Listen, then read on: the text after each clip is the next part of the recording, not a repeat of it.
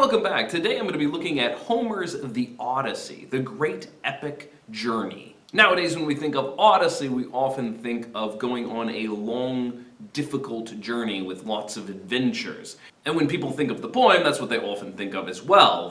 The sirens, Charybdis, the Cyclops, all of these great adventures that Odysseus had.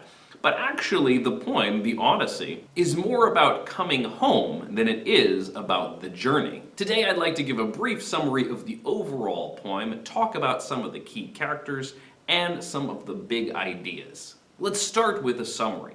The poem begins at the end of Odysseus' journey. He was off in the Trojan War, which lasted for 10 years, and then it took him another 10 years to get home. A huge portion of that he was trapped on an island with a nymph named Calypso. But the gods are finally recognizing that it's time to set him free. But instead of going straight to Odysseus, we go rather to his home in Ithaca, where we see how his family is doing. We have his son, Telemachus, who has grown into a young man in his father's absence. We have his faithful wife, Penelope. And they have a serious problem. Because Odysseus has been gone so long, several other people have taken over their house. These are the suitors. It is a bunch of men from the area who are mooching off of the wealth of Odysseus while he's gone, and trying to tell Penelope to give up on her husband because he's never coming home and marry one of them. Telemachus sees the way these suitors are abusing his home and abusing his family, and he wishes that his father would come home and set things to rights. With a little help from Athena, he sets off on a quest to find some of his father's old friends to see if they have any news about what happened to his father. The suitors, meanwhile, continue to exert pressure on Penelope, and they also begin to plot to kill Telemachus so that they can get him out of the way to get absolute control over the household. Telemachus travels to see Nestor and also Menelaus and hear their stories, and he catches wind that his father is still alive and hopefully coming home soon. At this point we do cut to Odysseus, who is finally freed from Calypso, and he begins his journey home but is shipwrecked by Poseidon, who is very angry at him. In fact, Poseidon has been the one who's made his entire journey very difficult. And so Poseidon shipwrecks him among the Phaeacians, who take him in and take care of him. They show him a whole lot of hospitality, and in return, he tells them the story of his journeys. This is the point at which we hear about him facing Polyphemus, the Cyclops, how he was trapped in the cave and the giant one-eyed monster was eating all of his men. We also hear how he snuck past the sirens with his men with wax in their ears, how he navigated between Charybdis and Scylla, the two giant monsters of the sea, how he journeyed into the underworld to learn the way home, how he faced off with Circe, who transformed his men into beasts, how they met the Lotus Eaters and were nearly drugged to sleep.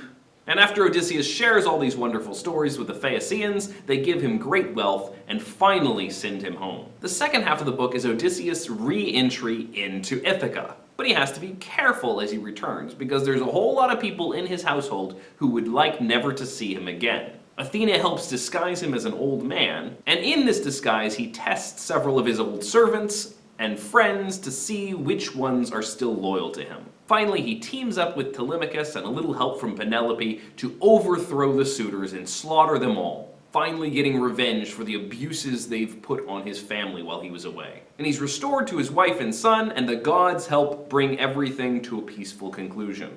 Okay, let's talk about the characters of this book. Most importantly, of course, is Odysseus, after whom the story is named. The story opens up with the traditional invocation of the muse, and a description of Odysseus, which is very meaningful for the rest of the book. Sing to me of the man, muse, the man of twists and turns, driven time and again off course, once he had plundered the hallowed heights of Troy. Many cities of men he saw and learned their minds, many pains he suffered, heart sick on the open sea, fighting to save his life and bring his comrades home. But he could not save them from disaster, hard as he strove. The recklessness of their own ways destroyed them all. The blind fools, they devoured the cattle of the sun, and the sun god wiped from sight the day of their return. Launch out on his story, muse, daughter of Zeus. Start from where you will. Sing for our time too. Odysseus is described as a man of twists and turns for multiple reasons. There is both the twisting and turning route it takes him to return home, with many starts and stops. But Odysseus is also known for being notoriously tricky. It's his cleverness that endears him to Athena, and his cunning could also be described as being full of twists and turns. In fact, he comes home in disguise and tells his life story multiple times. Of course, the story that he's telling is a fake, and he has to test everyone out before he reveals who he truly is. Penelope, though, is a worthy wife. Not only is she faithful to him, but she tests him out before allowing him to return to their bed at the end of the book. The opening also establishes how much Odysseus wants to go home, how much he desires to return back to his home, and yet he's hung up by all kinds of circumstances. A good portion of the problems stem from his men, who make repeated bad choices, and ultimately get themselves all destroyed before he returns. It's like having the worst carpool ever. But that doesn't mean that Odysseus himself is without fault. In fact, he has something of a prideful streak. After going through the harrowing ordeal of escaping from Polyphemus's cave and blinding the giant, they're almost free, but Odysseus can't help himself but turn around and shout back at the giant and brag that he, Odysseus, is the one who blinded him. This is an immediate danger because the giant nearly drowns them by throwing giant boulders into the sea. But also it makes their journey so much harder, because Polyphemus is the son of Poseidon, the god of the sea. And if your journey is going to be across the sea, you don't want to tick off the sea god. However, it's the enduring and striving and continually seeking his home that makes Odysseus really an enduring character. Meanwhile, back at home, we have the character of Penelope, the faithful wife. Penelope is very clever as well. As I already mentioned, she tests Odysseus before allowing him to return to her bed. She also uses her mind to manipulate the suitors and to stall for time as she waits for her husband's return. She's eager for news, so she tests each person who comes into the kingdom to see if they know anything about her husband. But she also comes up with elaborate schemes to keep the suitors at bay. For a while before the story begins, she's been weaving a shroud for her father-in-law, Laertes, and she tells the suitors that she can't remarry until her shroud is finished. And she spends all day sewing it, but then all night undoing her work, so that the shroud will never be finished. It's not till some of her servants snitch on her that she's finally caught by the suitors. She's in a difficult situation. As the hostess, she is supposed to show hospitality to her guests, and yet her guests have overrun her home and are devouring everything. Not to mention threatening her son. She's trying to preserve what she has and use her resources to counteract the suitors' greed and to protect her son, but she's very limited in what she can do. Telemachus is also a fascinating character. As I said before, he's a young man who is coming of age. But like Penelope, he's in a very difficult situation. He needs to enter into manhood, but he has no one there to initiate him. And it's also very difficult for him to come into leadership in his home, take control of his household, take control of his possessions, when his house is overrun by these greedy suitors. He has to walk a narrow line. He would like to challenge and drive them out, but he's not strong enough yet. And the return of Odysseus offers him the opportunity to finally become what he's meant to be. This story also includes several of the gods, including the character Calypso, who holds Odysseus prisoner for many years. We have brief glimpses into the pantheon, with Zeus in charge, and sometimes making big decisions, although not near as much as in the Iliad. The most active gods in this book are Athena, who's always watching Odysseus back, but sometimes rather subtly, because of course she doesn't want to go head to head with Poseidon. We see Poseidon's eternal rage against Odysseus, until finally all the other gods back Odysseus up and get him home. We also frequently see Hermes in this book, who assists Athena in helping Odysseus pass difficult situations, such as in the kingdom of Circe. Let's talk about some of the big features of this book. So it is an epic poem, which means that it has the features of epic poetry.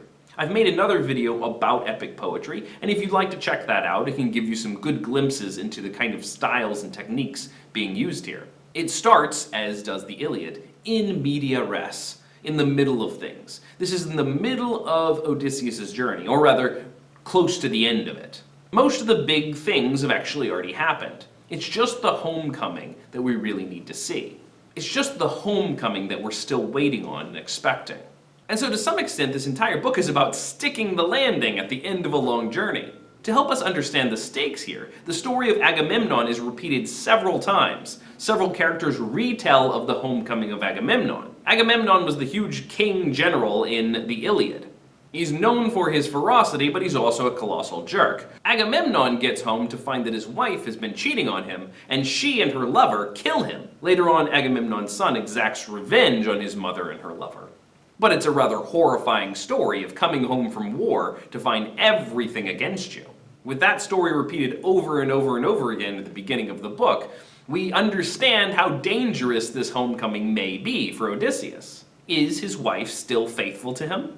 Unlike Clytemnestra, there are plenty of suitors in his house who would love to assassinate him and take control of his estate. But there's also Telemachus, who, like Agamemnon's son, wants to defend his father's honor. Odysseus is strong enough to weather this intense and drawn-out journey home. But can he survive the homecoming? Another major idea explored throughout the Odyssey is the idea of hospitality. What does it mean to be a good host, and what does it mean to be a good guest? Over and over and over again in this book, there are scenes of a host inviting in a guest.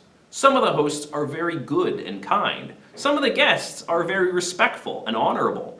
But the reverse is true as well. We have some terrible scenes of hosts. Some great examples of these are near the beginning of the book, when Nestor invites in Telemachus, and then shortly thereafter, Menelaus and Helen invite in Telemachus. Both of them show themselves as honorable hosts. We also see more humble hosts, such as the swineherd who invites the old man, who is actually Odysseus, to his fire. But the story is also punctuated by terrible hosts. Most notably is Polyphemus, the Cyclops, who traps Odysseus and his men in his cave and then begins to eat them. You don't eat your dinner guests. It's not good etiquette. Circe also invites the men in and then transforms them into beasts. We also have plenty of examples of good and bad guests. There are the suitors who spend their days partying and devouring Odysseus's wealth, much to the frustration and despair of his family. Contrast that with Odysseus, who washes up without anything on the shores of Phaeacia. And although he has nothing to offer his hosts, he offers them his stories, as well as his skills for their entertainment. All of Odysseus' men, in fact, meet their doom while on the Isle of the Sun God, because they, like the suitors, devour the cattle of their host without permission. So by the end of this story, we find that the most important thing is to be the lord of your domain, to treat your guests with honor and respect, but not to tolerate injustice among your guests. To care for, provide, and protect your family. It is, in fact, a story about the importance of coming home. Thanks for watching. You can click to subscribe or watch another video, and I'll see you next time. Bye-bye.